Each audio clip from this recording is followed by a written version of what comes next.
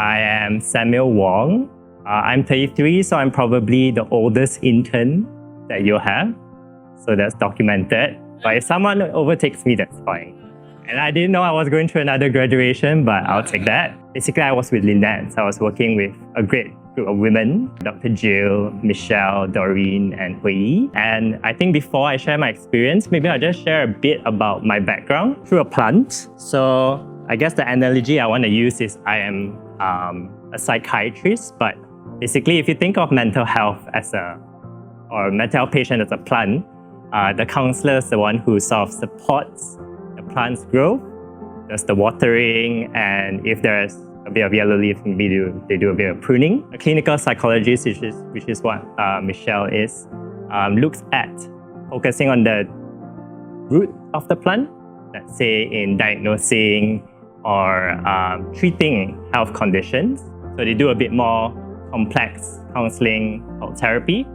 And I basically am the last one. I'm a medical doctor who is specializing in mental health. What I basically do is I look at the plant, I can tell you what plant is it, the plant's not doing too well, I can prescribe the right fertilizer or maybe tell you to deroot the plant and things like that. So we work as a team for our patients. So my reflection for my pretty short internship would be 3 R's.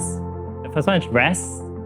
It's a break from clinical work. So basically I work in Klang Hospital, and if you know Klang, it's a bit crazy, especially at night. Yeah, so office hours on calls, and it's very nice to be able to go to the gym in the morning and then come to work and see the sun when I wake up. And also I live nearby, so it's just like a 5-minute drive. So that was a good time of rest, and it was a good oasis to unwind and recharge. The second one is refresh. When I came here, I thought I'll have a lot of conversations with people, but it looked like I spoke to 3 people a bit more deeper. Got to know Dr. Jill, of course, and Michelle quite well.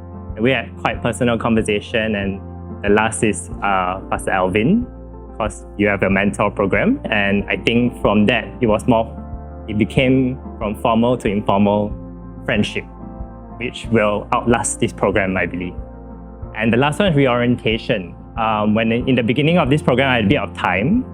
I got to use the library, and I read Pastor Kenneth's book on experience. I really liked the witness chapter. I learned that witnessing and discipleship is one coin, and people can come to know God even through discipleship and the lifestyle that you live. So that's a good reorientation of my mind as well. So this is my experience here.